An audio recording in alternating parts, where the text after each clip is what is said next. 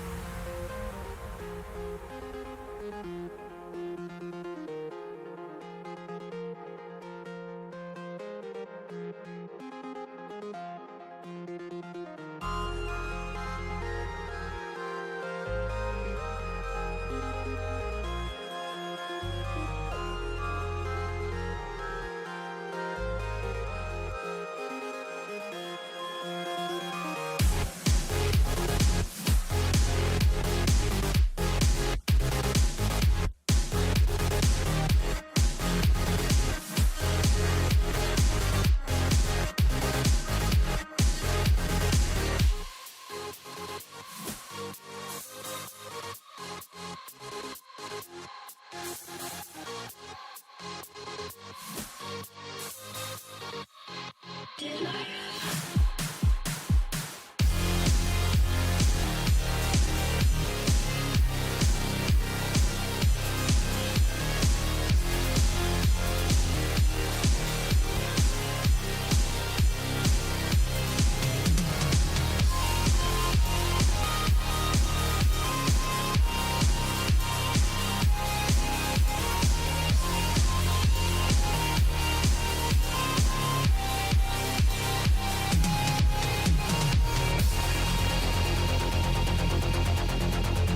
Second form.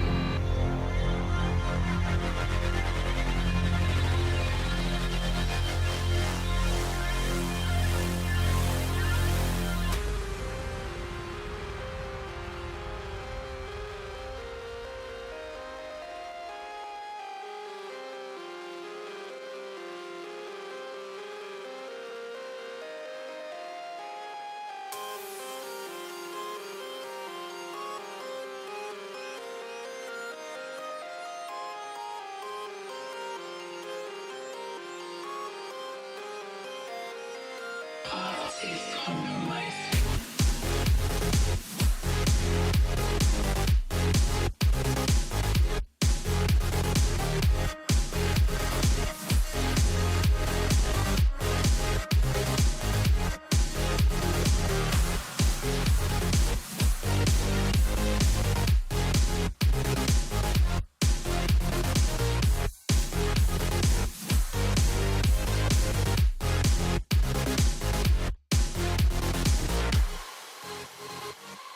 Now.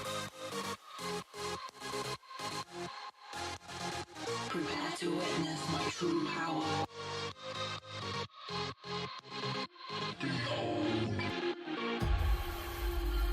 Die, human.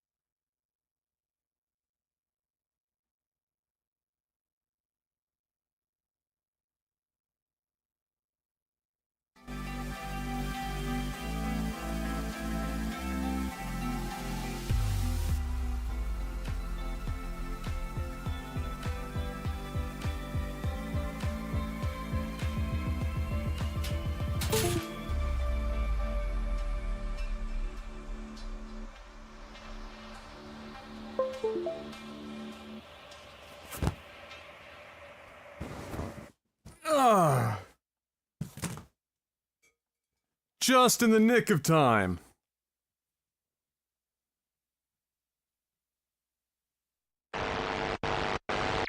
So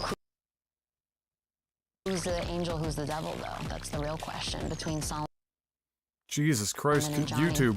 I'd like to think I'm always Get it together. an angel. There we go. You are always an angel. Keanu Reeves.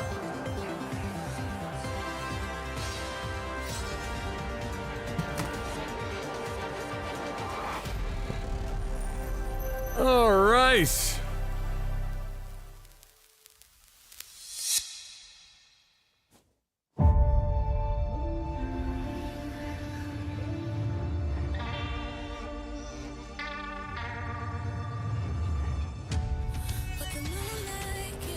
So, the interesting question, of course, here is, what more are we seeing, and of what games versus the showcase? This is an extended meme.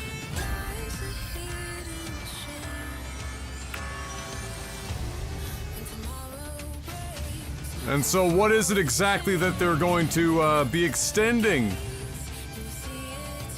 Are we going to be getting more gameplay than we did from certain games? Are we simply getting devs sitting down talking about their breakfast this morning?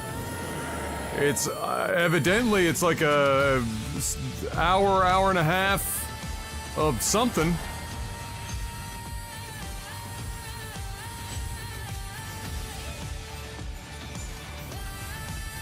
Hopefully Redfall expansion news.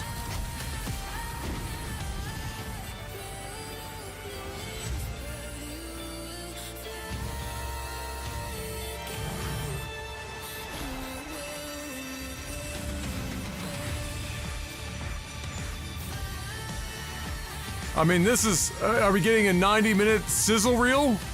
Is it even a sizzle reel? At that point?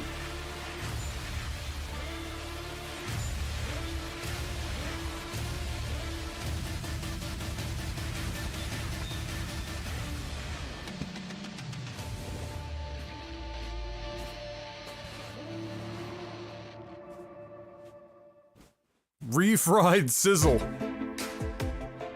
Welcome to the Xbox Games Showcase Extended. My name is Tina Amini, and I'm here to dive a little bit more into Tina the games Amini. you saw at our recent Xbox Games Showcase.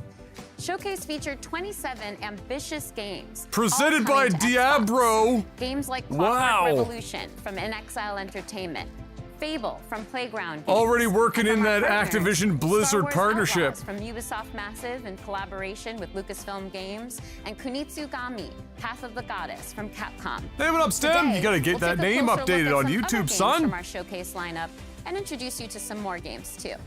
We've got the game director of Avowed from Obsidian Entertainment breaking down the game's trailer, and the game Why are director we of transitioning to Hi-Fi Rush YouTube? from Tango Gameworks is here to If you tell us didn't about catch their the newest podcast update. or any of the You'll streams also the hear last from couple of Sarah days, I'll Bond, explain head of the after gaming this. Stick around for that, and ecosystem for I can Xbox. Will tell us reiterate for more those about who a are program to bring games unaware. from underrepresented What up, Bloody Wreck? How you developers doing? With unique visions to Xbox and Game You guys are gonna hear Pass. a little bit more And we echo than may just usual have a because I few have my other door fun wide guests in open, store so for I you try too. not to So stay die of tuned. heat stroke. But first, let's check out the rainy streets and sinister markets of Cyberpunk 2077 Phantom Liberty.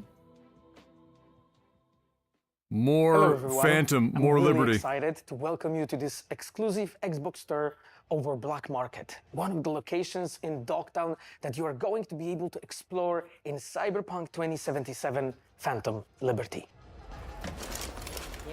As you can see, Dogtown welcomes you with an open arms. Too tame? This is Black Market, a location where you as a player, as a mercenary, you can obtain unique cyberware and weapons, things that you cannot find anywhere So, in this as world. I was discovering after they showed Dogtown this is a off, part of Night City, but has its own very distinct look. they're like and vibe. overhauling the It's base outside game of the shit too. jurisdiction of NCPD, So this is attracting all this is kinds like of an expansion eccentrics plus and dangerous rework of characters. the base game. Radical mods, June. Never seen anything like that on a non-maelstromer. You mean this? Ain't seen nothing yet. Check this out.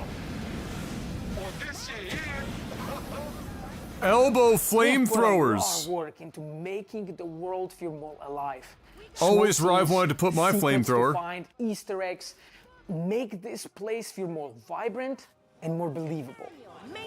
Captured on Series But X in what's performance. mistaken Performance means in lower Dogtown fidelity, is Kurt higher Hansen. frame rate, yeah. Kurt is a leader of Borges militia who rules Dogtown with an iron fist. It is not synonymous with 60 FPS lock, but it is targeting higher frame rate versus typically when you go for a quality mode, it's 30 FPS target. A really nice guy, as you can see. The black market also is a place where you can find new illegal weapons and goods. They are some of the most powerful items in the world, but are often Yeah, new much more skill dangerous trees and everything. They to use. reworked a new lot. cyberware capacity system, which leads you to push your body to the limit and give you new abilities to deliver more thrilling gameplay experience. Watson like Hoare. air dash or New the episodes. ability to see the enemies through I'd the watch walls, or change your appearance to lose the heat. The Barghest is the authorities of Dogtown, and they are more dangerous than NCPD. When you as a player commit crimes in Dogtown, they are the guys who are going to chase you.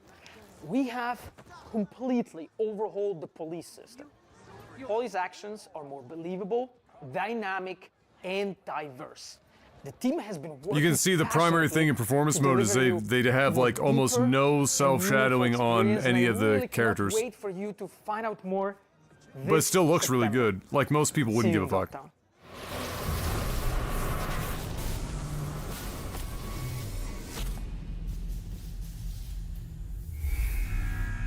Yeah, I mean, I wouldn't say I'm excited, but I'm hoping that this allows them to get it closer to their original vision. We're not done talking about CD Projekt Red's next dive into the story between V and Johnny just yet. In fact, we're here with the voice and stylings of Johnny Silverhand, Keanu Reeves himself. Welcome. Thank you. It's a pleasure to be here. Likewise. God well, bless Phantom Liberty introduces Keanu us Reeves. to an entirely new location in Night City. It's called Dogtown. It's this devastated place. It's controlled by a militia. But I think you know more about it than I do. So how would you describe it to players? Night City has its own kind of levels to it, and I think Dogtown is kind of going down to a darker place. It's dystopian. It has a tension to it and this undercurrent of kind of violence, you know, like, and struggle. You know, can I swear? Yeah. Shit's gone down in Dogtown. Am I allowed to swear? Bless you. And it's just, you know, I mean, hopefully it'll be fun for people to play there. It's hard to believe that there's an underbelly to the underbelly Yes, that that's is Night good. City, Yes, right? Yeah, I'm a little yeah. scared, but in a good way. No, it's a good way. I mean, we're all kind of drawn to, we're all moths to the flame, aren't we? And there's a lot of... Glad to see Keanu recovered from his Well, stroke. if anyone Yeah, could take better on, it's microphone V, on this so one. that certainly Yeah. gives me the confidence. It's not lapelled He's a this time. survivor. I'm pretty sure this Exactly. is Oh, yeah. all boom mic or And we just saw a tour of Dogtown shotgun too, mic. so we got a little bit of that Oh, cool. ambiance, and we can see what the environment is like. People are getting beat up. It's not good. It's, yeah. It's not the friendliest place to be. You gotta be prepared for it, truly. Yeah. But in our tour, we also hear a recording from a Colonel Kurt Hansen. Who's this guy? Because he seems pretty dangerous too. Yeah, that guy. No, I'm sorry. I can't say that. My inner Johnny came out. I think that's My good. You know, inner- we know the tone now. Yeah. Well, I mean, he's ex-military, military too, ruthless, power hungry, manipulative, and Johnny doesn't like him. I could see that. I mean, Night City in general is the kind of place that breeds that kind of character. Yeah. Let's take a step back. Let's talk about Johnny as a person instead of this horrible person known as Colonel Kurt Hansen. I don't know about this guy, but people like Johnny, and I think it's interesting because we know him to be opinionated. He's radical. We've seen that in Cyberpunk Johnny the 2077 in the anti-hero. main campaign, but as we get to know him, he's got a sensitive side too. He can actually be quite caring. That's what makes it so much fun. He is outspoken. He's a little grumpy. And he has a right to be. He's been used, he's been abused, he's been abandoned. And I think that through that kind of hardness of his outside, there is a vulnerability to him. And I think what's great about it is I get to play that character in so many different ways, and so the range of it is cool. And especially for the player, you get to see these moments in flashbacks. If we ever get Milkshake Ducked by Keanu, I will. What a call out, Sergeant Milkshake Duck. I mean, we could start talking about nature and nurture. I'm sorry, I keep dropping into Johnny, but yeah, I like his anger. I like his passion. I like what he stands for. He's really just looking for a fair shot. And I love that he's kind of going through music, that there's an artist side to him. And, you know, I got some great speeches. There's all these moments with Johnny where a tiny little thing, you know, elicits he's this such really a fun response. You fucking can flip him off and he double puppy birds you dog. back. Like, I love those kind of moments. Or rock. I think another interesting lens of looking at him as we get into Phantom Liberty is his dynamic with Solomon Reed. So what can you tell me about Johnny's relationship with Idris Elba's character? I think Solomon has some things in common with Johnny in the sense of the military, the sense of being used, abused. I mean, I gotta hand it to CD Projekt Red. They've managed to, title, right? you know, despite the fact that it was a tire fire at launch, You know, they convinced Solomon's Keanu, kind of trying to obviously with some money, reclaim but Keanu doesn't chase money his like a lot life. of people does.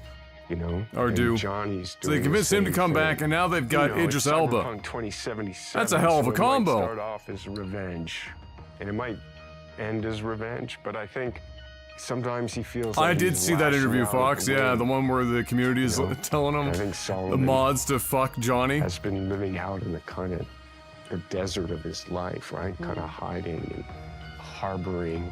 Yeah. But I think he also has that kind of soft and hard side to him as well.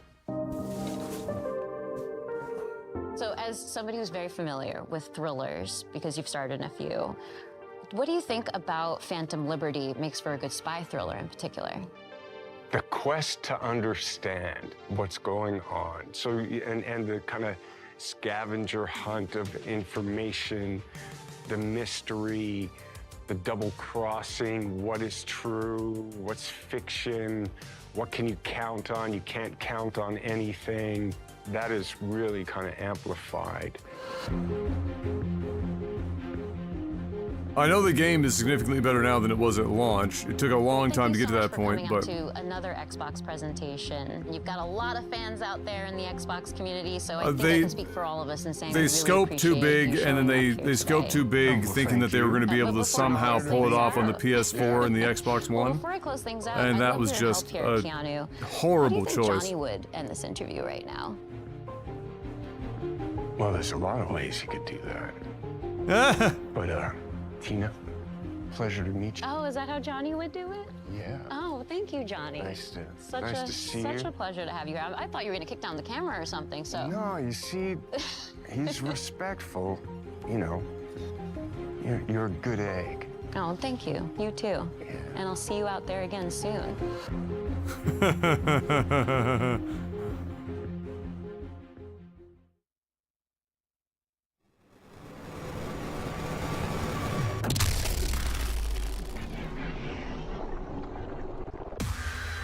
Bless him.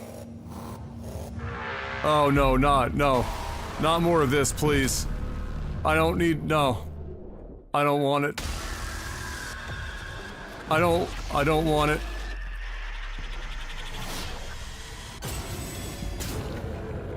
Oh, I'm so sorry for dragging you all into this.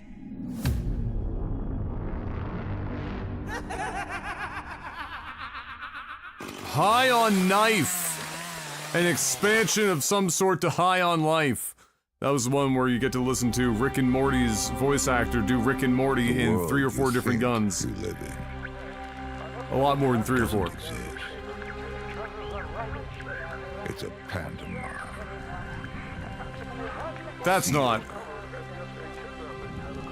And if you get a glimpse behind the scenery, No, it's not. stagecraft, you'll discover nothing but darkness. I thought it was a And goat once fuck for a second, perceived, if you know what I mean. it will swallow you whole.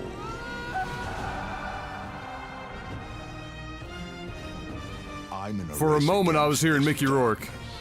A race to locate an ancient ruin, a tower of unspeakable power. I need the best of the best.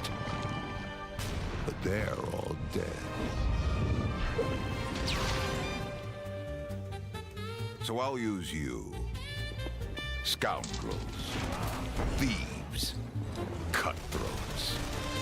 The best A lot of moves in the strategy genre in the last few years, yeah? Oh, come now. Try not to look so glum. Yeah, I mean, XCOM definitely spearheaded the more modern push, but I honestly feel like the Mario and Rabbids thing moved that along pretty dramatically. And now we've just been seeing more and more and more. The Lamplighters League! And the tower at the end of the world. Very Indiana Jones vibes, yeah? When it comes to RPG studios, Obsidian Entertainment is among the very best. From Fallout New Vegas and The Outer Worlds to Star Wars Knights of the Old Republic 2 and Pentiment, Obsidian games have placed their stamp on the genre.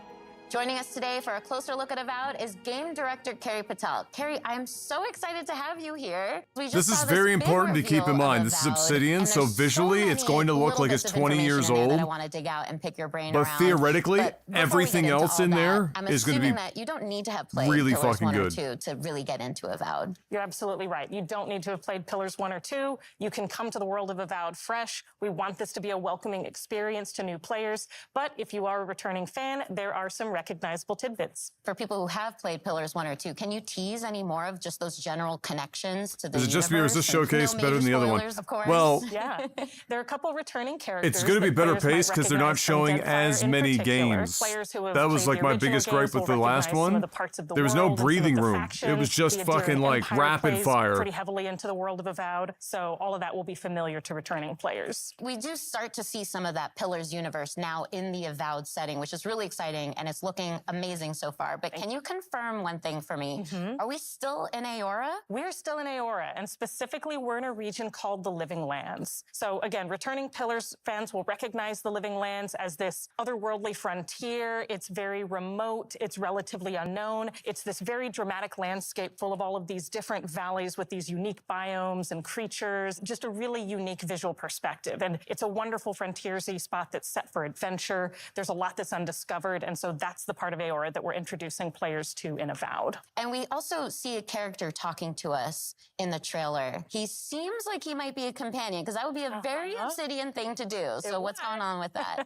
Yes, this is Kai, and he's So one of I the didn't first know this, but companions this is you meet in the an game. extension He's of the Lmao. Pillars of That's one Eternity unique species world? of the world of Aora, and Kai as a character brings a balance of I had this no really idea. battle-hardened perspective. He's seen a lot. He's That served makes as it a soldier bit and more mercenary, interesting. But he also has a really unique sense of humor. So he Weird brings that they a didn't spirit of work that levity and into the camaraderie title to the more. party as well. And as he's talking to us, he's also kind of conveying, well, he's straight up saying that he's afraid of you and your abilities. But it's not like the heroes are the only powerful beings in this universe. So I'm curious what that means for who we are as the player character. Are we a watcher again, like in Pillars 1 and 2? Or maybe we have some connections to the spirit realm and beyond that gives us these terrifying abilities? So you're not a watcher this time, but you do have a unique soul connection to the world that gives you a connection to the Living Lands and to Yes, some it was of an the more ARPG, mysterious Pillars 1 and forces that 2, work there. and The very, player's very also being good. sent as an envoy of the Adirian Empire. Still being and so they come played, with both PoE a very 2. mysterious aura, but also a certain sense of political urgency. Kai also mentions a plague. That's another bit of detail that we get within the trailer. We see a very concerning growth on a lot of the creatures in the world. What can you tell Well, it's us not about this replacing, I plague? think it's I adjacent. can't say too much just yet, except that it is a unique soul plague that is devouring the Living Lands, and part of the player's mission in being sent here is to investigate and try to stop it. We also saw a lot of combat in the trailer, and we see dual-wielding pistols, we see spells,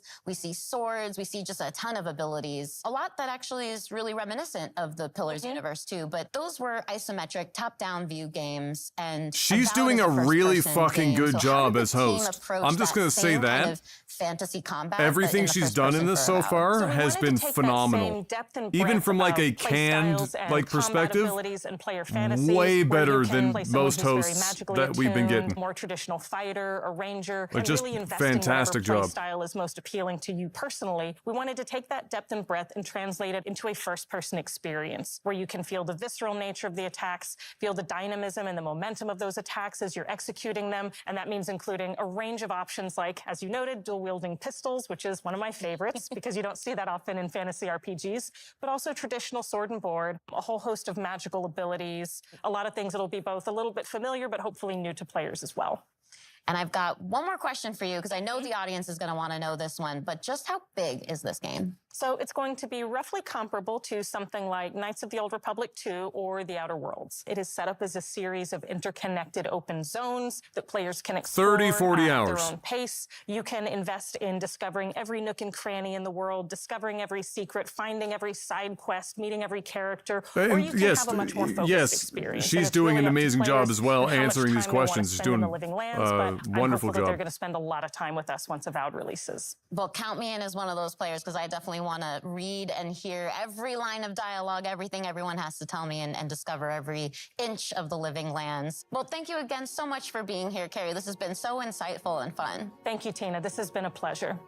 That was just a taste of what you can expect from Obsidian Entertainment when Avowed lands next year on Xbox, PC, Oh, and this is Game definitely Pass. edited, but like they're doing some long ass monologuing without even doing speech fillers, like, to a small degree. So they're crushing it.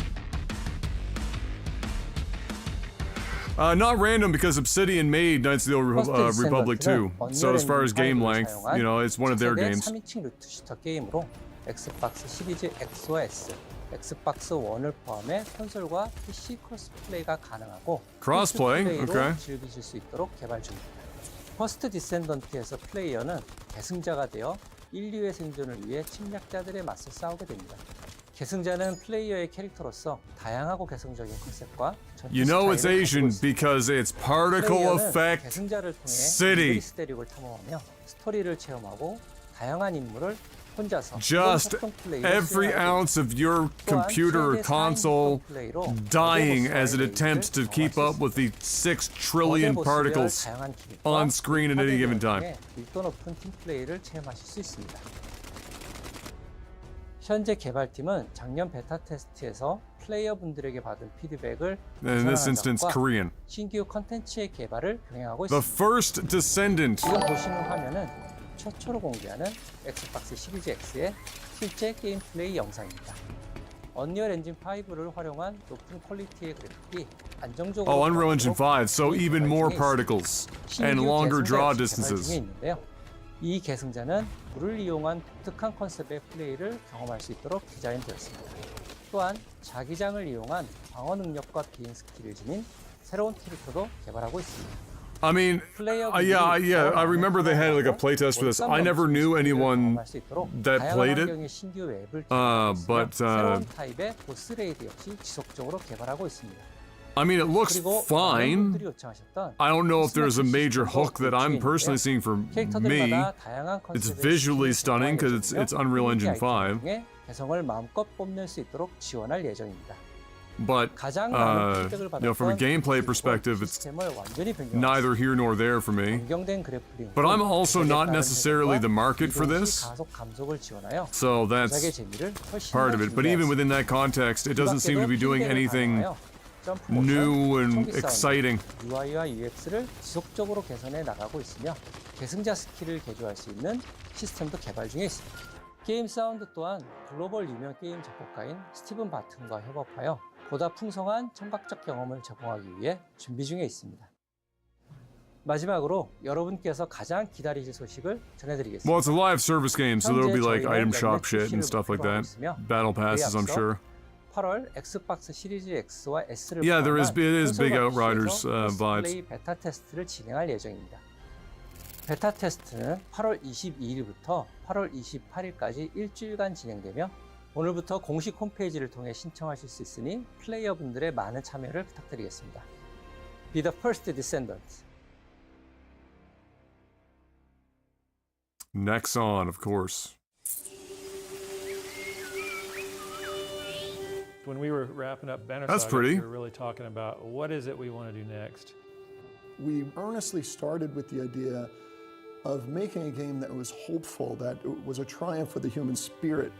Something that had a lot of replay ability, something that you can really explore. These guys look like they enjoy a There are nice, different worlds that we want to expensive glass of Towerborn scotch and a is that cigar at the end of a day.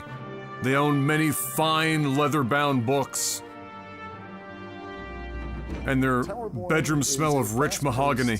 Action RPG. It's a co-op game. You can play it online. You can play it on a couch with your friends and family. Everybody's moving through the world map together. As the players move out, they start breadcrumbing the storyline that is being told here. Breadcrumbing, oh You go boy. into fun, fast combat. You come out of that with resources and crafting items, and with all their new loot, they can go back to the Belfry. Belfry is a hot name in games right now. The Belfry is the player's safe haven and humanity's safe haven. It's The a fancy player word. Can customize their appearance, their loadout. Talk Did to they all just these go to different like NPCs. did they just rent out world a itself is a mansion mix for of this 3D and- for this and piece? 2D. We definitely wanted 'Cause to it have kinda that looks kind like of they did. beautiful background that you see in animated Like anyone know movies. anyone that owns a Towerborn is 500-year-old all about English mansion? Humanity's last chance at survival. Humanity is clinging to hope and clinging to this tower. It is your mission to try to hold the forces of darkness at bay, to give humanity a chance at survival. The most important thing about the game Airbnb, is just fun. probably. And it kind of just amplified its fun the moment you added another player. All of the players can build their character in a way that's specific to them. It just turns into this back and forth exploration. Like, let's try to do this one combo, and then let's see Oh, we if got can do some a Legend follow-up. of From a Zelda couch co-op perspective, that's just really Sheikah fun eye because there's on the hand not too there. many couch co-op games anymore. This being couch co-op is actually really dope. In 5 years from now, it's in a place that I never even would have thought of. It's a seasonal game, which is different for us. Players They're can doing- oh, it's expect the seasonal new content as storyline well. With new quests, new biomes. We'll be rolling out. This is new gear, super new pretty, monsters, new bosses. right? Expanding on the content in a continuous, organic way. This man definitely just owns a becomes horse. living world.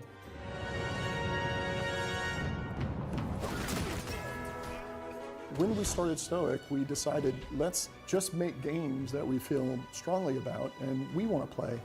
We had to find the right relationship with a publisher, and I think we found that with Xbox. They've enabled us to make the game that we want to make here. Ramen I earnestly noodles cannot wait seen in for the community wild. to see the game that we're rolling out here. Towerborn is, I really believe, something unique.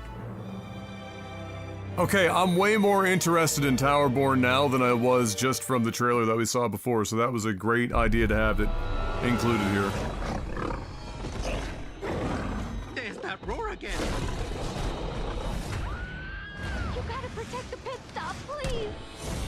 What the hell is that thing? And now for the segment a unfortunately disturbing number of people are interested in.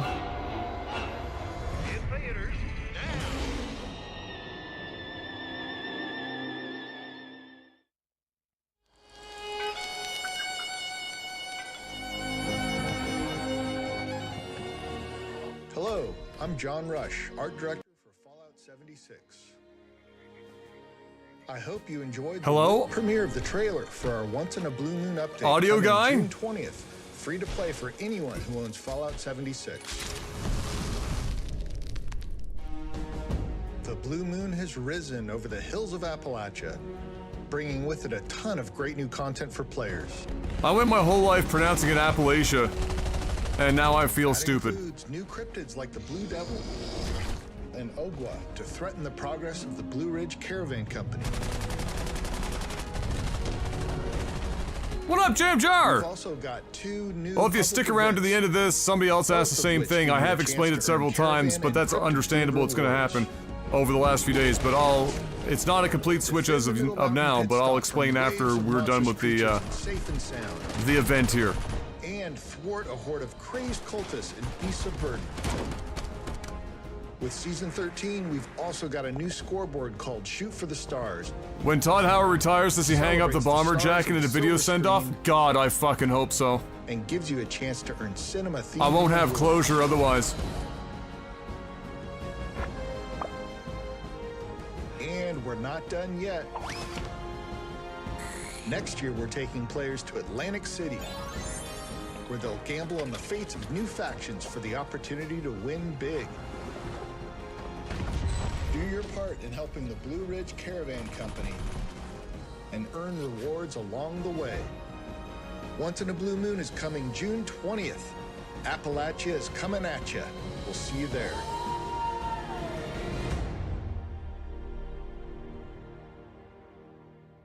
Oh, he puts it on his replacement? Oh my god.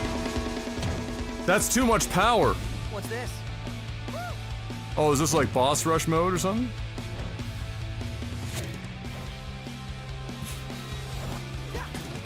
BPM rush, okay. Defeat enemies to crank up the beat higher. Oh, so it gets faster and faster. That's a cool idea. Almost as cool as them streaming it higher than 1080p so we actually can see what's happening.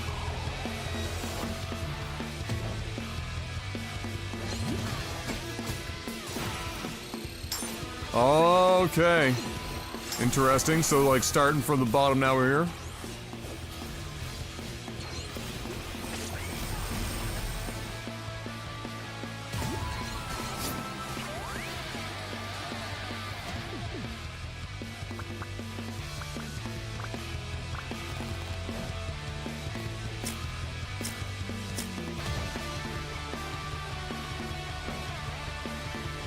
Wish I could stay around. We'll check back to the video if there is one. Yeah, we'll get that. I actually gave a pretty lengthy meme talk about it yesterday, so if we have a clip of that, that's a pretty good one to just send over. But thanks for stopping in, Jam Jar. I mean, you're already subbed here, but you know, bell icon the fuck out of your mind just in case. We've just seen Everyone a new else should do the same. updates coming to Hi-Fi Rush called Arcade Red Baron, by the way, Challenge 9 Update. minutes ago. No Thank joke, you for there's that literally exclamation follow. points in there. That's not just me. So here to explain that and more about the update is game director John Johannes. Welcome to Showcase Extended, John. Really glad to be here. Exclamation points? They have to be in there. Yeah. It feels It's style. It's style. Yeah. It's a style thing. Well, Hi-Fi Rush is such a stylish game in general. I think that's one of the things that people really excitedly pointed out when we shadow dropped the game in the developer direct earlier this year. But making a brand new IP is always a bit of a risk. Your studio's known for kind of scarier games like The Evil Within and Ghostwire Tokyo. Can't deny that. But yeah, this type of game is something I just always wanted to make personally. And I just thought music and action work so well together. And after I had finished working on The Evil Within 2, it just felt like the right time to try something new. And our studio's always been about just making fun games. It doesn't have to be about a certain genre. We're not about making one specific thing. And fortunately, there's plenty more of that content to come because we just saw an absolutely jam-packed trailer. So I'd love for your help in breaking down all the details, all the stuff going into this update. Sure, there's a lot, so bear with me. Everything in this mode is unlockable once you've I finished wasn't the game. Bell to think, and you'll hey, unlock an don't worry arcade about cabinet it. in Lots of your people hideout. forget And about by it, but you're also, accessing you know, it, if you're on the you have two Discord, you'll modes. get One is notifications called when I go BPM live Rush and it will mode, tell which you where takes I'm the at, gameplay up but to, like, nevertheless, higher bell speeds than icon, we've ever we done don't in the main spam game. And content the other here, is so if you have the called bell Power icon Power Up, on, which is a you don't need to new worry sort of about it being like a randomized spin fucking on the notification Rhythm every Tower 5 mode that we seconds. had in the original game. And included in this mode are 5 new original songs to play to, as well as 2 brand new enemies. And then there's All right, special Jam Jar. Hey, attacks, thanks again, and brother. I this whole appreciate meta it. system for unlocking upgrades and rewards, and that's all I can think of right now. I love that there's so much to unpack there, but let's rewind. Let's talk about just BPM Rush for now. Sure. It was described in the trailer as effectively Hi-Fi Rush's equivalent of a turbo mode. Can you explain that a little bit more? Turbo! Yeah, early on, the team was like, how fast can we go? And in the game, we kind of settled at, you know, about a max 160 120, BPM. 160? This mode Oh, really 160, takes it okay. up to 200 BPM, but we sort of ease you in Damn. there. It's a gradual upgrade until 200 eventually it's BPM so in fast, you just game gotta sort of time think for on your attacks and feet stuff would be naturally crazy. react to the rhythm in the combat of the game. I personally love that there's a lot of accessibility settings in the game too. It makes it so that you can adjust the game to your own comfort level. But this is a post-game challenge. It's meant for when you've gotten into the Most rhythm people do, of the game. Jamjar. So That's I'm why curious if you everyone have has to any pointers incessantly say it, and I as hate far as doing how it, to but it's tackle that important. challenge. It's As an important action for me game, I now, think a lot of unfortunately. people want that sort of next level challenge, another way to use their abilities in a new type of environment. This mode does that by putting you at the high speed. But we also All right, Jamjar, have a good night, buddy. We have an easy mode for people who want to experience what that's like, but maybe are not in tune with that sort of high difficulty that's accompanied with this stuff. But then we have a casual normal mode as well. And then we have, after beating those modes, we can unlock an EX mode, which takes up to a hard level where damage is multiplied and keeps you at that high BPM throughout the entire time. But there already was a post-game challenge when Hi-Fi Rush launched. It was the Rhythm Tower mode. You mentioned that briefly earlier. That's the one where you face just increasingly difficult combat. So how has that evolved with the Power-Up, Tower-Up mode? So the Rhythm Tower mode was kind of like a very curated experience. And while it was very challenging, you can prepare, go in and sort of customize your character, know what you're getting into. And in this mode, we flip it to the almost opposite end. Chai starts off downgraded. We actually remove all your abilities, and you have to earn them back by fighting waves of randomized enemy sets. And after every wave of enemies, you get to choose from a series of power-ups that can gradually increase your stats. Each of these upgrades comes with either bonus or negative modifiers as well to the gameplay, so you can take more risks or less risks depending on which upgrades you pick. And again, those upgrades are randomized More each or level, less so risks. you really kind of have to have an understanding of the systems and not Take quite note. master them, but have a good grasp if you want to go in and come out on top. Well, as I mentioned earlier, it was a really packed trailer. There was a lot of information in there. It's a chonky update. So what else have you got for us? Because I feel like there's more on the table there. Yeah, so by playing in the two modes, you unlock. Me too, these Drekka, but I rewards, kind of these get why challenges it's that a are connected to these two major modes. risk And factor. In these rewards are things like accessories for Chai and new costumes for Chai 808, and even as well as fan favorite Corsica. We have new modes for the photo mode as well. Things like new filters. We have new poses for the characters. We have stickers that you can place on the photos now. And then there are some extra hidden secrets that we don't want to give away right now, which, as you know from our game, we like to hide in there and we like people to find, which is always fun. And then in conjunction with this release, we're also releasing a separate costume pack, which is a kind of take on what the characters would look I like. wish I wanted to play if this maybe more. Like, I do game want to took play place it, in a but I different love time that this game period. exists. Ooh, a little tease. I like It that. looks like There's it's some just really so fun, well done. fun-looking stuff in there, so. Well, thank you again so much for coming out all the way from Japan to Showcase Extended, John. I'm super glad to be here. That's all we have to share about the new update for Tango Gameworks' Hi-Fi Rush coming soon. Now it's time for us to return to the second era of Tamriel and the Presented Elder by Scrolls Diablo, Online. in case you ZeniMax forgot. Online Studios debuted the trailer for their upcoming expansion at Showcase, and today they're here to break that trailer down for us. Let's hear what the team has to say about the Necrom expansion for Elder Scrolls Online. Oh boy, Necrom. This is actually a massive expansion. Hey everyone, thank you so much for watching the Xbox Showcase. I'm Rich Lambert, the creative director on Elder Scrolls Online. And I'm CJ Greb, I'm the project art director for Elder Scrolls Online. One of the really interesting things about Elder Scrolls Online is it's different than really any other game out there. It's not your typical level-gated world. Go anywhere, you can explore in any order you want to. You really can hop in at any moment, play with anybody, can play any part of the game. And any story. And of course, I mean, we're on Xbox Game Pass, you know, the biggest open world RPG on Xbox. And if you're at all a fan of Elder Scrolls, you can go places that you maybe have never gone before in an Elder Scrolls game, And do right? things that you've never been able to do. There's so many different activities to participate in. You know, housing. It really is a Lore credit hunting and to them that they've antiquities, managed to right? find a There's way to dungeons and open up the trials. entire game And you world can, to of course, pretty always much do revisit anything you lands want, that you've whenever been you to want, before. in any God, order, Skyrim, Morrowind. and not fall victim to there are level different gating times. or Yeah, item almost 1,000 grinding. years in the past. At least not Come even in by yourself, remotely come close with to the degree friends, that, but that don't other worry that MMOs you're and never not other gonna live have service something games to do. Because there are adventures everywhere you go. Everywhere. We had an awesome trailer during the showcase. Necrom, Hermaeus Mora. Yeah. What's it all about, Rich? Hermaeus Mora is this Daedric god of knowledge. He's not good, he's not evil. He is just focused on cataloging the world and collecting everything he possibly can to study. And what you kind of see in the trailer is more a kind of always on guard, always looking over and watching what's kind of going on. And you get to see some nostalgia in there as well from the Dragonborn DLC in Skyrim with the yellow-green skies. The vast inky sea, the stacks of books. I'll still never forget the first time you showed us the initial concepts for everything made out of books. I remember looking at that going, oh my God, how are we going to do this? Like, how is this going to run? And we always try to honor the past, right? Because when we go back to areas that people who play Elder Scrolls games have played, they know these lands. We want them to feel like they're coming home, right? But we have the chance to add a little into the mix. The art team was able to really play with kind of cool, unique monsters. Yeah, we were given some great places to go for new monsters in the zone. We were looking at making a creature that would kind of freeze you in terror as soon as you saw it, and a creature that has a deeper connection to the overall story of the zone. We've also got the Tavani Peninsula, kind of the Morrowind vibe. It's always fun to go back Oh, to this hell part of yeah, Tamriel Morrowind. It's one of the most imaginative and sort of like visually expressive things that has ever been created for an Elder Scrolls world. And then, of course, Necrom City itself. This ancient city that, you know, is rumored to have been built, you know, even before the Tribunal was even established. Right. Being able to play with that and look at that architecture and this ancient city of the dead. And you guys gave us a new class to do. The Arcanist draws their powers from Hameas Mora. I'm still not convinced that this class isn't going to break a lot of the quests that have verticality and stuff with their teleportation ability.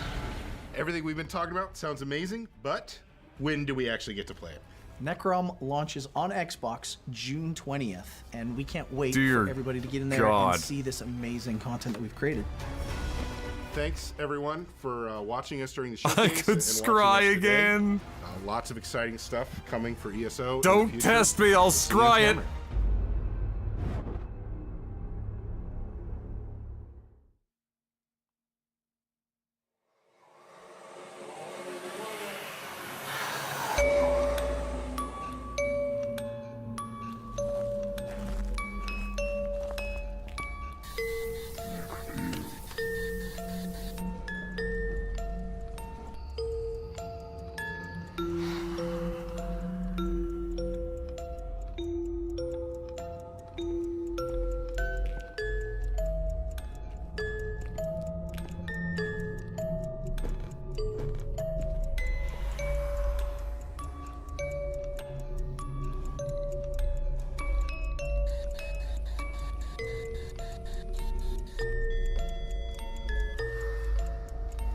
"24 ghost types in 10 locations."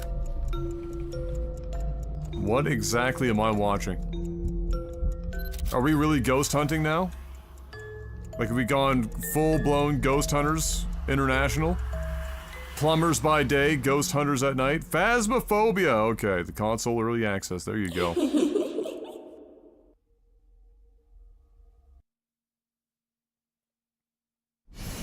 IBS World News. Who the fuck is IBS? 番組を Oh, ご覧の皆 right. 様、こんにちは。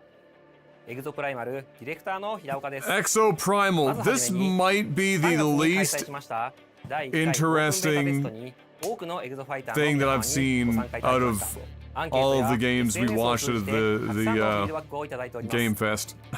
今後の開発に活用させていただ Which きま is す。 saying something ご協 because 力ありがとうございました。 it's guns and さ dinosaurs. て、カプコンショーケースはご覧いた You だけま have した to でしょう do か。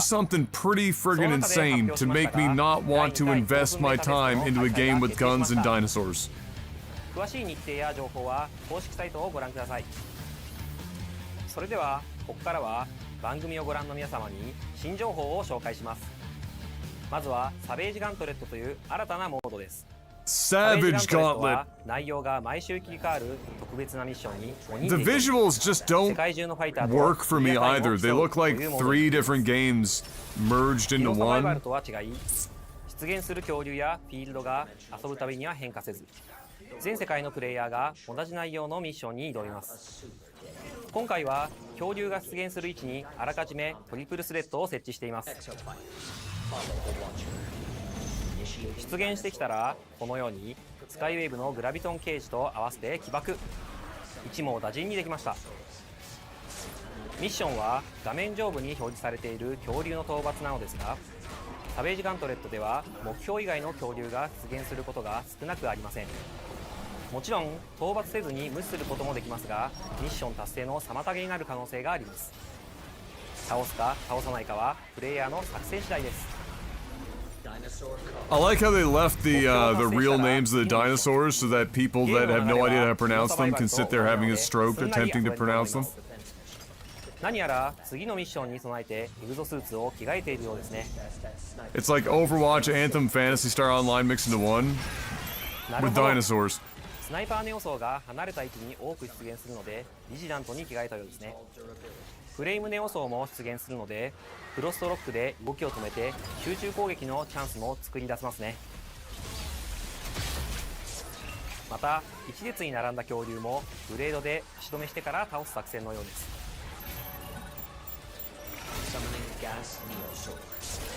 道中では大型恐竜が複数体出現することも。Like, how are you guys feeling about this? Is this a try? Is this a try, a buy, or like a pass altogether? もちろんチームメンバーのスーツ構成などよく考えて挑んでみてください。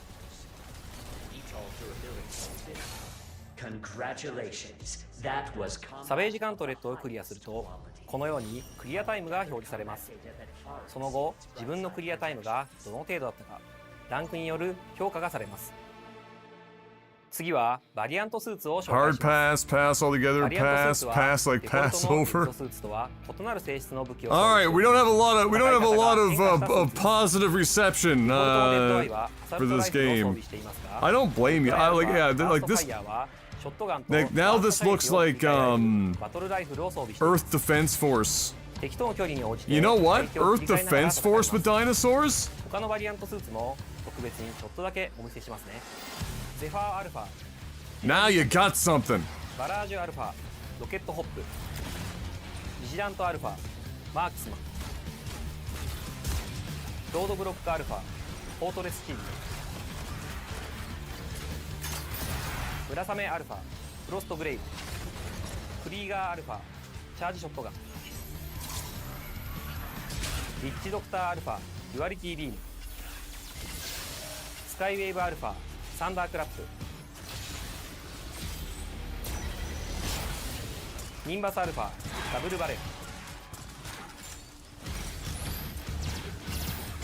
バリアントスーツは発売後のタイトルアップデートで遊べるようになります。エグゾプライマルは発売後も定期的にアップデートを行っていきます。シーズンごとに新たなゲームコンテンツを追加していきますのでご期待ください。本日はありがとうございました。それではウォーゲームでお会いしましょう。レッツマッシブ。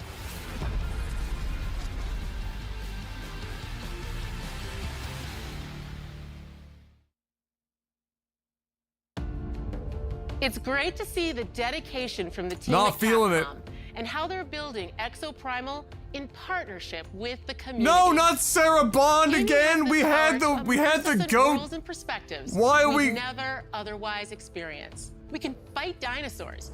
Stop. Transport to a dystopian future. Reverse. Explore the universe. Other direction. And conjure magic. No, and Sarah Bond, no. No matter where we Get are me on the planet, the the friggin' language host we that speak, knows what we how to look like, host. or our physical abilities. That is why it is both an absolute imperative and an incredible opportunity. I feel like I'm in a games fucking shitty represent business all of meeting. us. That is why we created the ID at Xbox Developer Acceleration She is Program staring through to my help soul, and I underrepresented barely creators have one. and stories in the industry shine. Look at We that call it fucking DAP. glare. DAP already includes more than 100 emerging developers, and they've launched 30 incredible games like A Space for the Unbound, Validate, and HOA. And there are many, many more in the works. Let's take a look at these amazing games coming up next from ID at Xbox's Developer Acceleration Gonna need Program. to circle back to this, Sarah. Oh my god.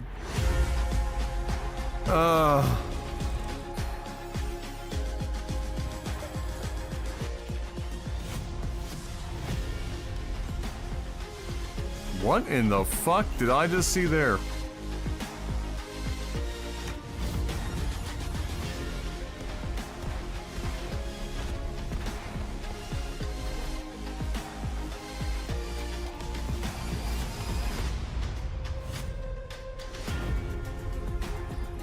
Shift the paradigms to accelerate developers for Xbox.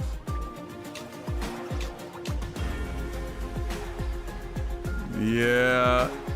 Whenever she talks, I just feel like I'm literally just sitting in a boardroom meeting where somebody is doing like a pitch. Like a pitch deck scenario, but it's like just the most canned shit ever. Psychroma, that's an interesting name.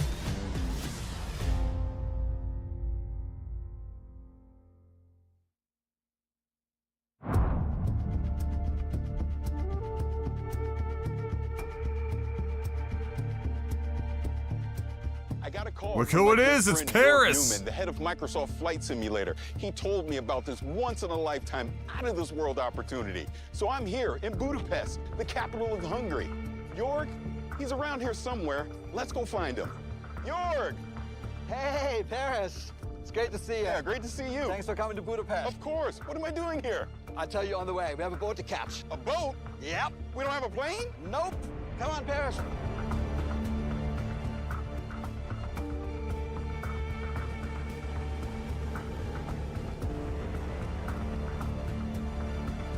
They could turn the exposure up on this video a little bit. Jorg, what is this place? What kind of aircraft are you storing in here? Ha, dude, it's much cooler than that. All right, Paris, are you ready for this? You know I'm ready for this. All right, let's go.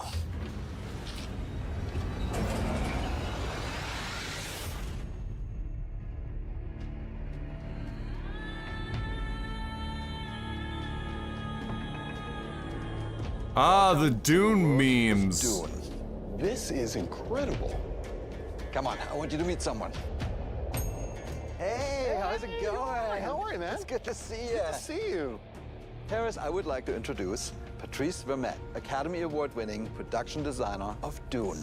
It is very nice to meet you. I'm a huge fan of Dune. Now, Patrice, can you tell me, what is this place? Well, this is the warehouse where we actually keep most of the props and the set deck elements that we used on Dune Part 1 and Part 2.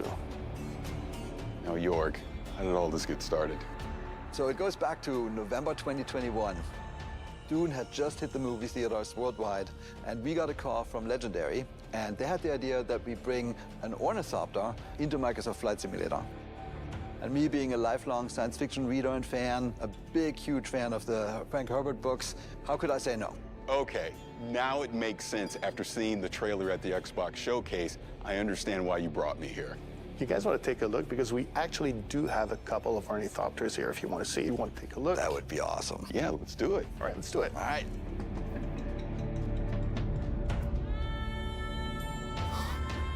Look at this.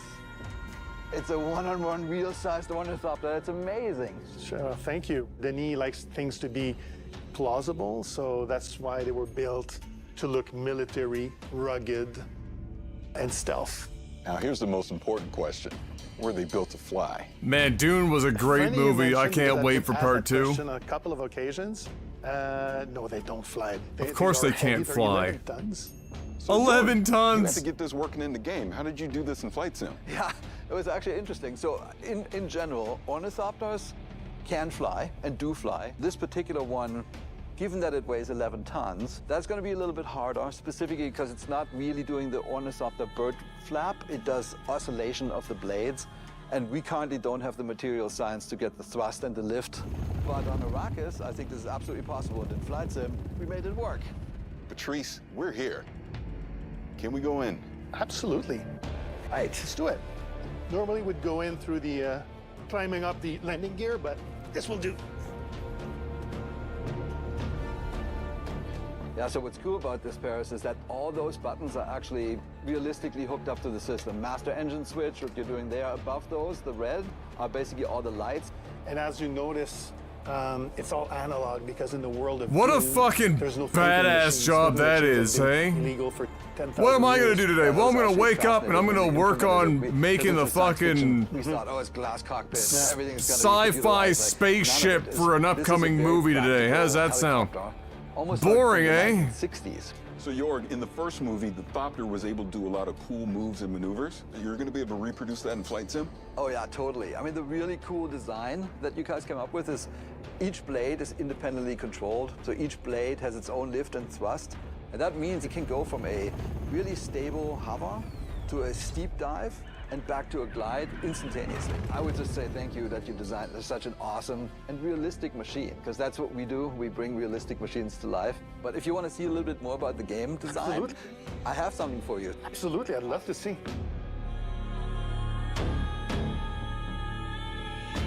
All right, so That's a super awesome design, eh? Is that you are Like conceptually like a dragonfly. Flying an ornithopter.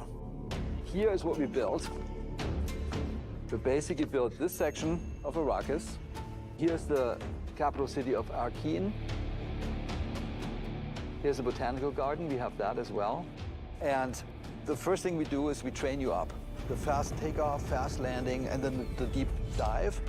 And then we take you to some of the extreme locations, like the bow of the cliff, the hole in the rock, the red chasm. You really have to show your pilot skills. And then, towards the end, then there's a secret mission, which I can't talk about today, but that basically wraps up the experience. It's gonna be great. Super exciting. That's pretty dope. Hey, It was great to see you again. Barris, thank you for coming. Thank you so much for having me. All right, Jorg. Where to next? Well, I don't know what they eat on Arrakis, but this is Budapest, and I hear they have excellent goulash. I know a place. Well, let's go. Did they really have to end it like that? That's just corny as shit. Could just left it at the goulash thing. But okay, super dope, amazing. Love me some Dune. Microsoft Flight Sim has some of the craziest visuals in gaming right now. It's not my bag, mostly because all I do is crash, but it blows my mind every time I see it. And that's just such a win of a crossover. Dune and Microsoft Flight Sim. It's a massive win.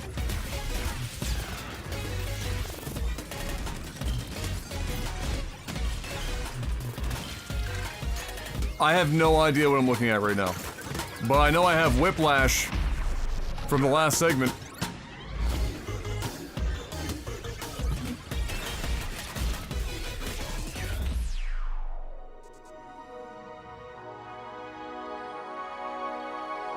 Go Mecha Ball?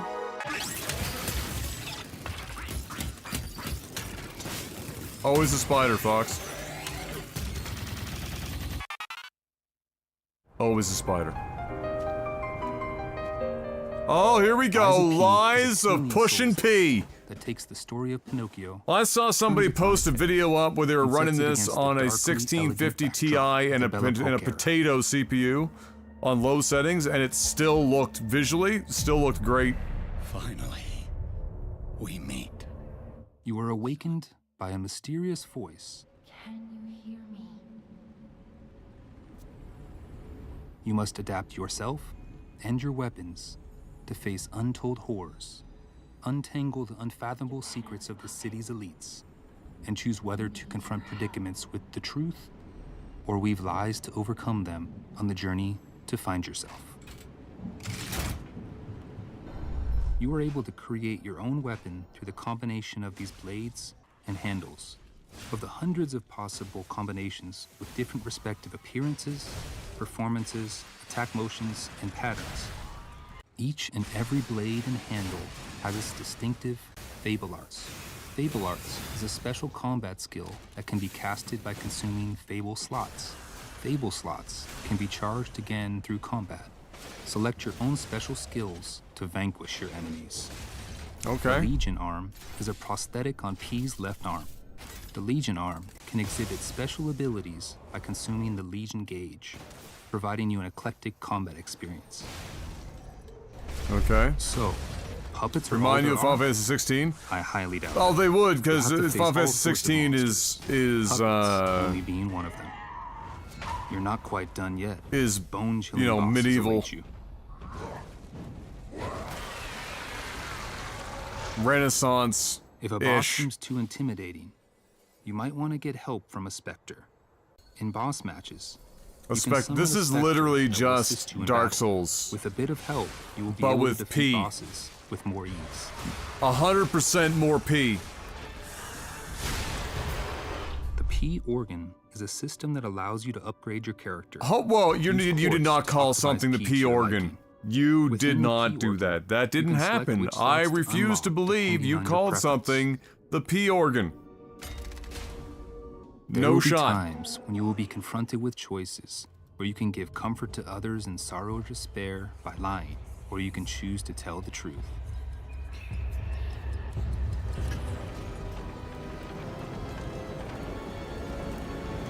Carve your own path.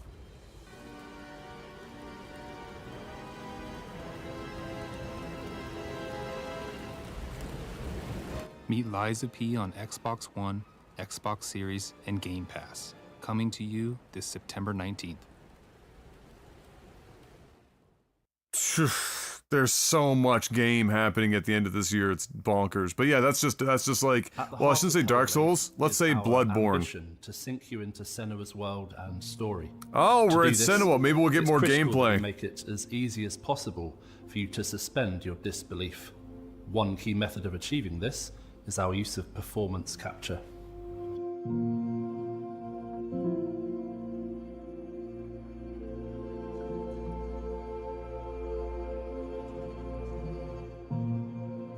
What I want to achieve on stage is to get the best performance and best storytelling from the actors, and then to get that into the game as faithfully Principal as possible. Production I wanna see Ninja. what I saw on stage in the game.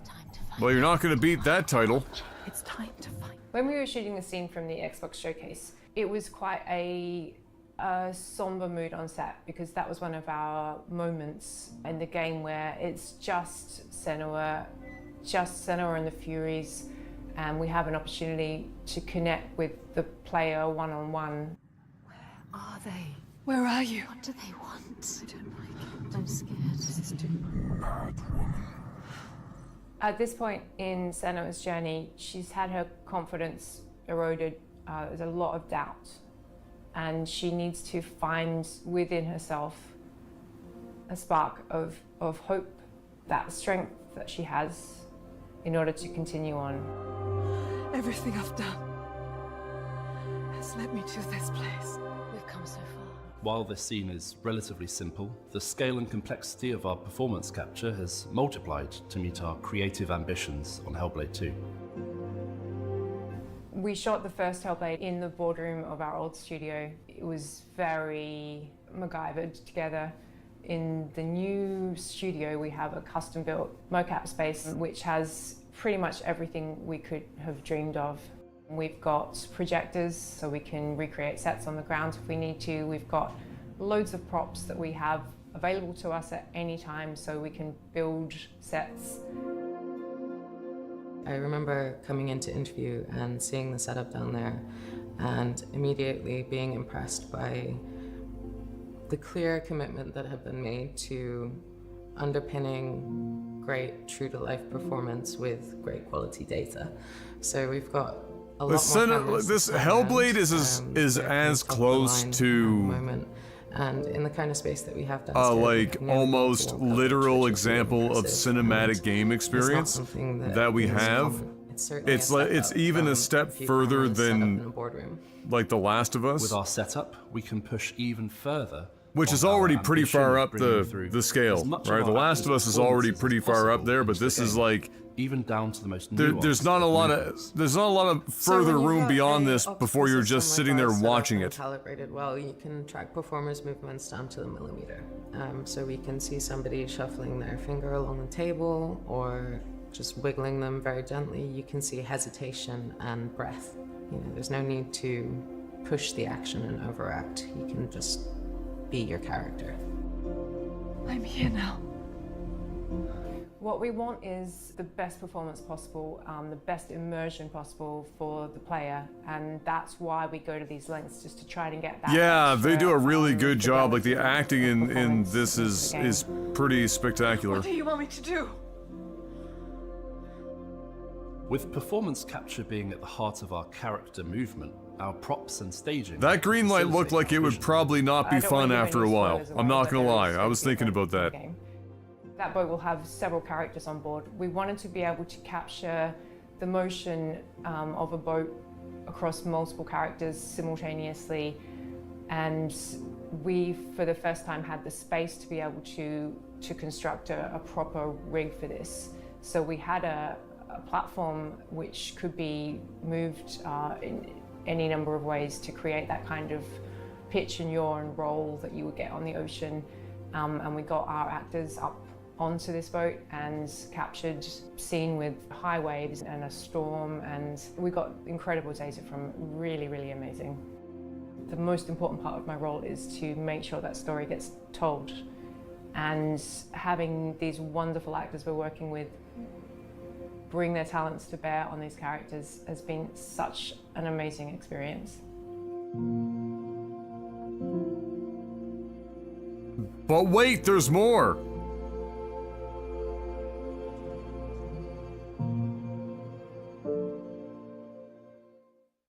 Wild.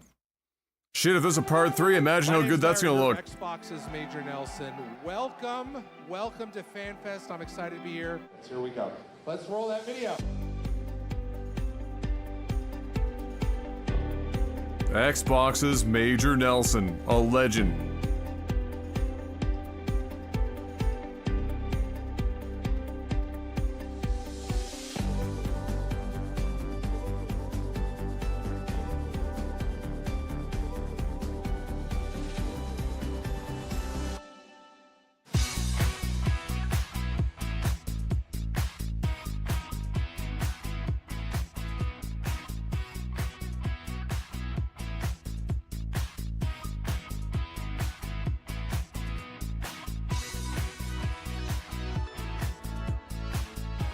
You know you live in a really small town that when you've never even like heard of anything even approaching this, like an Xbox fan meetup thing, like promoting Xbox as a brand or whatever the fuck, all this kind of like pomp and circumstance.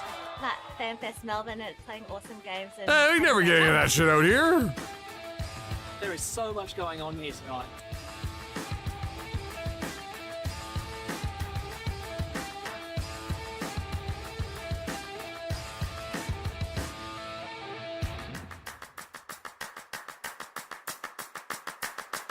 Clap. Oh wait, this is not in sync. That's probably bad to do. Don't do that. Warsaw!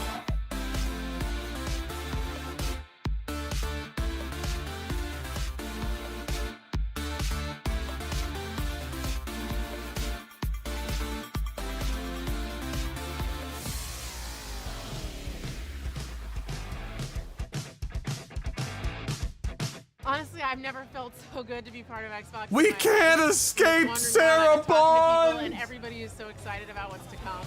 At least she's not presenting, so she just sounds normal. Really put a lot of emphasis Thank on God, our Matt Booty, press, greatest, and there's so much worst name excitement ever. for what we're going to be able to deliver going into 2024, and even games in 2024 that we haven't talked about yet. So our mission, our strategy is to bring the joy of gaming to everybody, no matter where they want to play, how they want to play. And I just feel, you know, a real responsibility, a real privilege, excitement that we get to be the ones to build those games that are going to be at the center of no matter what we do.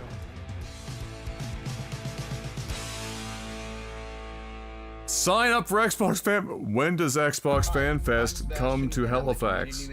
Oh, never? Okay. Today, I'll be playing with Kelly, Anita, and Carolina to explore the new multiplayer features Lightyear Frontier has to offer. Good morning, good morning, good morning. Today, we should continue building up the base we started yesterday. We'll need more resources, and it'll be faster if we work together to collect them. Can two of you work on that? Yeah, let's go. Go. Hey, that purple mech looks great. Thanks. It's my favorite color. What am I seeing? Dang, the farm looks pretty good with all the grown crops. Have we reached the point where we're now doing Mecha Farmville? Work on making our home look a little bit better, and then I'll come down and help you out. Great. I'll see you in a bit then. Well, if we still had that bingo card, this would be the fake I can get wood co-op to start gameplay. with, and then you can help me get some aluminum. I'll get some stone also then. That should cover a lot of what we need for crafting and building. Once we've finished, let's head back and help with the buildings. Resupply to the rescue. How's it going up there? I think I've got a good idea of what I want. Okay, but why are we building things with like normal sized chairs and shit if we're using mechs? Choices. Can we get out of the mech? But I think that looks good. Can't wait to see it. There are loads of aluminium here. They're actually pretty strong, so we can do it faster if we both drill. Let's work together and see what else we can find here. After we bring this back, I'll take a look in some other regions to see what materials they have. I'm done up here, so I'll come join you. Oh, my inventory is getting full from this harvest. I think we should build some like silos or crates to store it all. Yeah, we should probably build a fence around those two. Okay, so you can get out of the mech. Great idea. That starts to make a little bit more sense. I'll help with the silos next. Yo, Okay, I didn't notice that they were out of the mechs at the start. I just was catching the mech part. Oh my gosh. Fantastic. Do you want us to start helping you build? Yes, please, please, please. All on it. What do you think of the layout? Yeah, it looks great to me. I'm almost done with the fences here.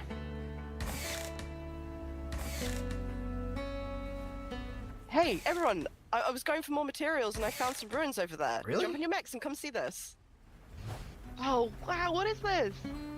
Oh, look at that. This is so cool. That door is huge. Wow. I wonder what's inside, though. Tomorrow we should totally find a way to open this. Let's head back to the base and see what we can do.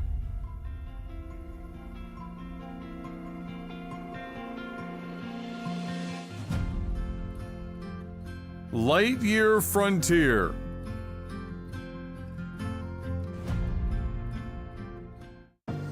I mean, sure. Why? Why not?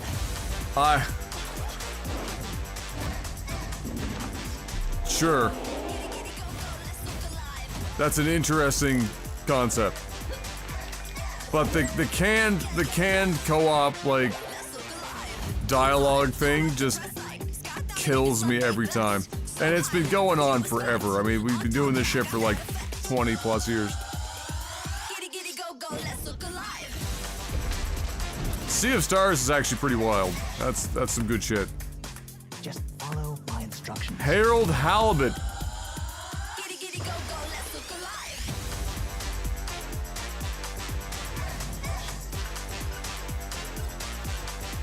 Space Hospital Simulator. Neon White, that won a ton of awards.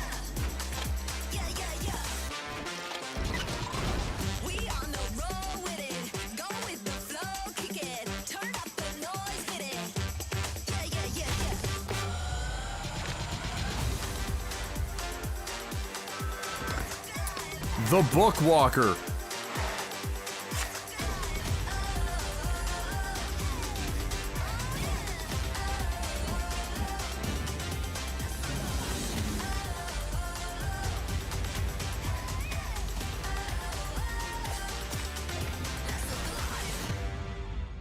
Okay. I mean, there's some decent games in there, for sure. Every year in our showcase, there's one game that kind of pops for me. Something Phil, I'm you very rocking some interested lippy in. today there, big guy? This year we got to announce 33 Immortals from Thunder Lotus. And I'm here now with Stefan and Will to walk through a demo of the game, which I've never played before. First time. We have 33 people online, incredibly excited about this. So we're going to jump in? All right, let's jump in and start playing. 33 Immortals is a co-op action roguelike for 33 players. You play Co-op Soul, action roguelike for 33 players so 3 of us is here today a on mouthful. Stage, 3 upstairs, and 27 people joining us from Montreal in the studio. Hi, everyone. And we are ready. That's us. Everybody's spawning in. That's us. This is 33-player multiplayer. Yeah. Not a normal number of characters for a multiplayer game. Yeah. How did you come up with 33 players? We were searching for a significant number. Given that where we can almost all play everyone's on the lips are screen. super Yeah, red, play I'm gonna together on guess the that this screen, is so the 32 LUT package that But as the they're game is running inspired by for the this Divine Comedy, video, the medieval poem making everyone from, look like they're wearing Dante lipstick. Alighieri, written in the 14th century. And this poem has 3 sections. Imagine the Inferno, canned co-op Purgatorio, dialogue for this Paradiso. game. 33 Each section players, has all with a 33 written chapters. script. And so we say, oh, Let's do 33 I love players. it. I love 33 immortals. That's something I'm interested in is how do you do communication when there's 33 people people? at the studio? So you didn't have enough people in the studio to fill out the full roster of the game. Yeah. It's just such an awesome Oscar, thank you for that follow. It's a challenge. It's a challenge when you're trying to do that. I love it. Okay, so no two runs are the same. We're actually spawning in a different position, a different situation. We are in the cemetery. If you hold the left trigger, the world map is going to show up. And we can see that we are 33 right now, actually, in Inferno, but we are scattered around the world. Oh, we're not all in the same place. Yeah, because we all have to complete torture chambers. Got it. I know I always wake up every morning ready to tackle my torture chamber. West of Inferno. Yeah. And so the closest torture chambers is to the east. Okay. So let's go there. Got it. Okay, let's continue down south towards the first torture chambers. This one, I have a good feeling for it. The soundtrack, what's going on? The music's kind of cool. Thank you. This is Max LL, who's actually done the music on all of our games. When's the last time you saw Jim Ryan playing one of their games? I know that's the kind of like a fucking softball, but when's the last time you saw old Jimmy Ryan out there on stage playing a game? Absolutely. It's always important to be well surrounded and all that. So We didn't talk about your first game, Spiritfarer. Yeah. I thought it was fantastic. Thank you. It was great. Now, as you can see, this is not Spiritfarer. No, but like, how do you think about that from a studio standpoint? Having such, I mean, I would say they're stylized games, but outside of that, very different games. We're not worried about, genre. Our goal is really to just try and make unique, immersive, creative. Like, even if they were experiences that faking players this and they love just and handed they everyone want to play controllers for. and it's just like, away you go. Awesome. I love that. Yeah. This guy is It just never happens. getting out of my comfort zone sometimes. Okay. All right. What do we do? So we have completed a torture chamber. So we have achieved a first step in I got left behind. That's what you're saying. defying God. Yeah. Oh, they're back on us. Whoa. Well, we gotta Okay. face the wrath of God. Careful. Oh no. Dash, dash, dash. Dash. Run away. Oh, I can't. I can't. I have like 0 health. New torture. No, I got to get out of here. Where are you? Well, why weren't they in the torture chamber trying to help us? Okay. Okay, these range. God is getting angry. Yeah. Definitely Well, not hammer right canned, now. that's for sure. Okay. It's Come way, on. it's Okay, here's a guy. equally Can you cringe, revive but me? for different reasons. Yeah, just stop moving. That's good. One up. Yeah, I'm up. I'm up. Okay. Oh. Thank you. Oh no. Oh, run. Oh, this is the holy fire. What is this? Oh, one holy fire. One nose. Now we're in holy fire? The wrath of God. Okay, I'm ahead of it. Okay, so we unlock the Ascension battle. So that's the last battle. Here, can we get this? Can people jump in my heels? Yeah. I'm in. Oh. And Phil's I tried to do dead. the don't mind me, the wandering soul. Save me, please. Phil just dying over and over again. Maybe someone. Did I mention I'd never played before? Oh no, I died too. Oh my. Oh. Okay, hopefully the team can carry us. Hopefully we are not alone. There's a lot of enemies in this small space. Gonna try to not move. Okay. Don't move, and hopefully someone is going to be able to revive you. Okay, good. Oh, I'm in. I'm up. I'm in. Okay. Back. Okay, I'm back. Yeah, thank you. So this is the last step. I think it's my last. All right. Okay. Yeah. We did it? Yeah, we did it. Yeah. Well, yeah, we did it. Yeah. Yeah. So now we've ascended. Yeah. That was first chapter of first book. Is that how I should think about it? Yeah. It's the first world, so it's Inferno. Yeah. Each region has its whole big set of challenges and everything. And this is all on the map. And its final boss fight. That's what this is. Well, since we've basically come through unscathed so far, this should be easy.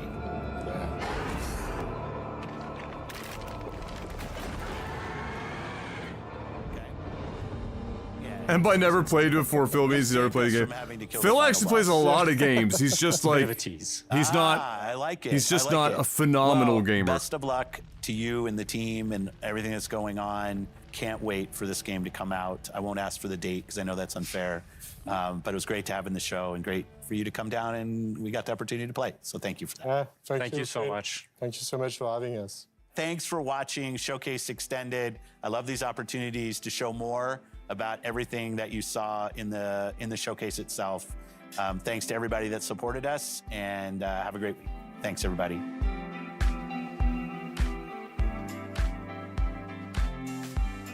Well, there you go. Kind of a weak ending. Could have made something a little bit more exciting towards the end there, but nevertheless.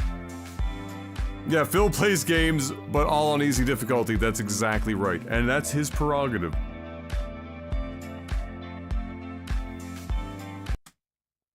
That's his prerogative. That was great. That was nice to see. I mean, it kind of ended on a bit of a wet fart, but you know, it was nice to see some more elaboration on some of the games that we saw in the original showcase. Yeah, at the very least, the what was the one with the tower, the belfries again? I can't remember the name of that one now, but that one. It was towards the beginning of the show. That one showed a lot more promise after having seen it be elaborated upon a bit more with with rich mahogany smells, scotch and cigars. That was nice to see. Got me a little bit more interested in it for sure. I would have liked to have seen an extended look at Forza. Like, that's supposed to come out at the end of the year. We haven't really got a lot of information out of Forza in a while for the new motorsport. I really thought that it was going to be part of this showcase, and clearly it was not. So that would have been nice to see some more of it. Maybe that's, maybe they don't have anything to show. But again, I mean, that shit comes out later this year, theoretically, and it would have been nice to see some more of it. Beyond that, it was interesting to see that it was, sponsored by or brought to you by Diablo 4, which is just, kind of a funny thing to see, as Microsoft is clearly in the throes of trying to acquire Activision Blizzard. I guess that was pretty cool. I would have liked to have seen a couple of other games that weren't there, but we got to see more of Cyberpunk. We got to see more of a couple others, and that was better than nothing, for sure. And there's going to be more content and whatnot external, just having these where individual developers are posting their own shit online.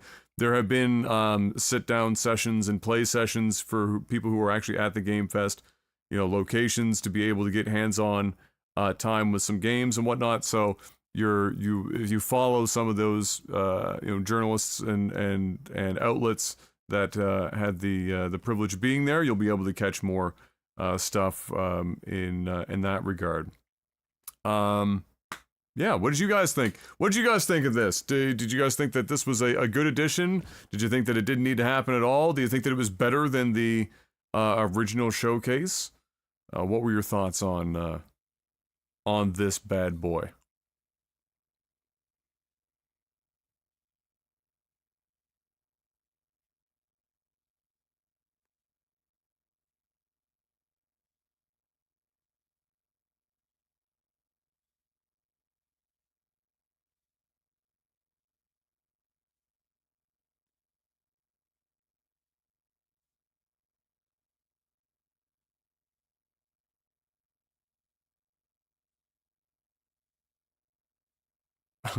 I keep forgetting I'm on HLS, and so I have no idea how, the delay is going to be variable and much longer than I'm used to.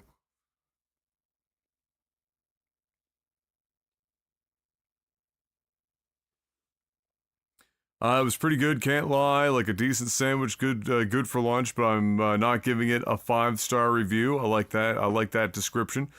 I get that a smaller show is better, but in the end, a longer show like this is better. Yeah, for sure. I think this was a response to leaks. It's quite possible, although it looks like a not insignificant number of those things were pre-recorded that would have been done before the leaks happened, but parts of it might very well fall into that category for sure. The interviews seemed pretty fire starting out, bit cringe but limited. Yeah, the up front, the front half of this was really good. The back half was kind of neither here nor there, to be honest, but the front half was really great, really well done.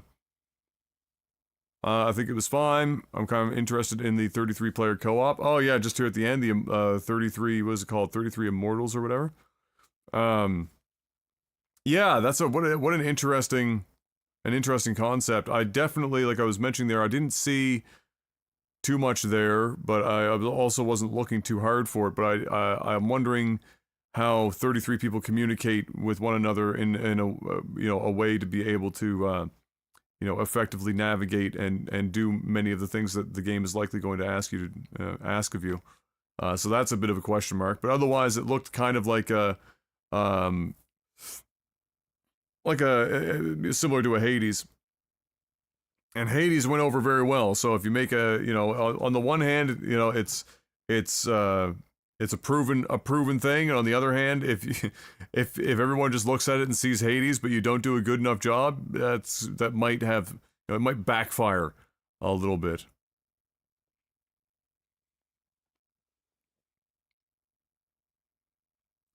Oh, you think they planned this to confront the leaks? Well, what leaks really happened anyway? I mean, I know we had leaks for Persona 3 and Persona 5 Tactica. I don't... The leaked document that was supposed to have all the stuff that was going to be shown off the showcase, wasn't even remotely accurate. Not even remotely accurate. You'll get called vulgarities in so many languages at once, your head will spin. What's the delay right now anyway? Let me say. So if I just say, and I'm going to say 3, 2, 1 now, and then you guys in chat, after I've done so, you just say now in chat when you hear me say it. All right? 3, 2, 1 now. I want to see how long this delay is on HLS. Now? There's 1. Now. Okay. That's not awful. It's definitely variable as shit, but it's not awful. It's doable. I'm not a puppet. Watching too much Lies of P. Mark just getting it now? Holy shit. I wonder if that's because some people watching it at, at full resolution, others at different resolutions, some on mobile, some not on mobile. That is something I noticed when we were streaming on YouTube before, was there was a much more variable distribution in terms of the delay for people seeing stuff versus Twitch. Twitch seemed to be a lot more standard.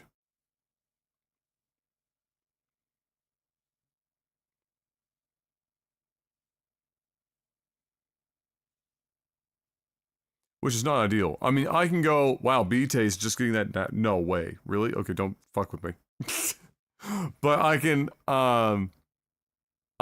also try, I'm on HLS, I can also try RTMP sometime, but HLS was chosen because I'm running at a high bit rate, and so it's recommended at higher bit rates for to give people a better experience, I guess. It's a more workable delivery system for high bit rates.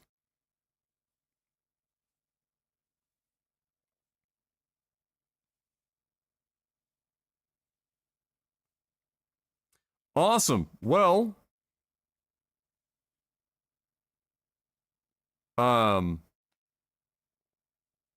that's it for that. That was pretty much the last thing for Game Fest that was scheduled that, to my knowledge, now, Demi, really? Jesus, holy Hannah.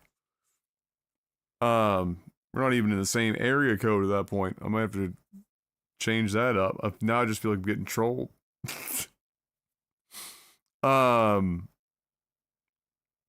Yeah, that's pretty much the last thing for Game Fest. From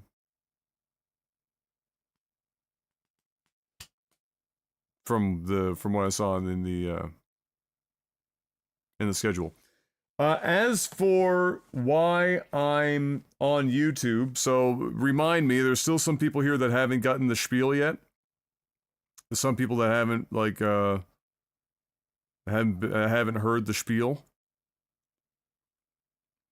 I know I was being asked earlier in the show if those people are still around, then I can give a quick recap, and then we can always highlight the more elaborate one from yesterday, if need be. But if those people were here and bounced, then I won't give the speech right now. Yeah, well, there was somebody before Jam Jar too. I just can't remember who it was. Either way, like the long short of it is, like we'll pull a much longer and more elaborate highlight from yesterday to point people towards. The long short of it is that Twitch's more recent changes that they're putting in is making it pretty much unsustainable for me to just only be on Twitch or even rely predominantly on Twitch. And so for income of any kind, the contract changes and whatnot that they're forcing on people are extraordinarily predatory and bad for content creators.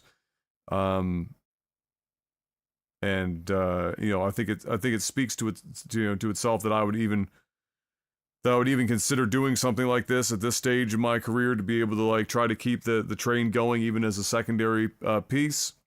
But I never imagined Twitch would be trying to do some of the stuff that they're doing, and they're doing almost all of it at the same fucking time. Really, really, really wild policy changes and contract changes that will eliminate a further. They've already like crushed everyone's income, but it's going to knock another 20-30% off of my income. So that's the long short of it. So we're doing some content on YouTube, some on Twitch, because I still need to be able to stream on Twitch to inform people that more stuff's happening on YouTube. So if you are here or whatever and you haven't already, make sure that you subscribe, hit the bell icon so that you don't, miss out on the streams that happen here. There's going to be, more than just this kind of stuff happening. There will be a good chance that the Final Fantasy 16 playthrough will be done here. So just, if you want to keep up with my content, more stuff is still going to happen on Twitch, but I have to be mindful now. I don't want to have to be, but my hand is being forced. Better Twitch TV emotes are here now. We've got that hooked up today.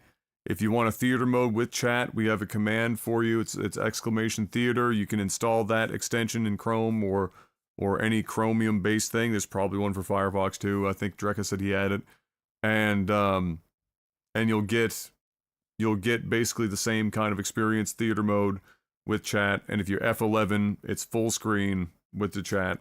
You're off to the races. So with better Twitch TV emotes and that theater mode, you're getting like pretty much the Twitch experience, with the exception of course, my personal emotes, which would have to be dealt with in some other way. I have all of those on my computer, of course. We can figure that out with time. And then, of course, I have to set up, because I don't think I have it set up yet. I have to set up memberships so that, you can subscribe here like you would on Twitch. And then I'm not going to tell anyone if and when to move a membership over or do whatever. That's all up to you. There are a lot of people that are coming up on some big anniversaries on Twitch, and I feel awful about it, because like we've been there for so long and we've got so much history there, and people have these massive streaks, and I want to still be able to celebrate that. And, you know, as much as I know a lot of my community, I don't have everyone's, you know, subscription length memorized and whatnot.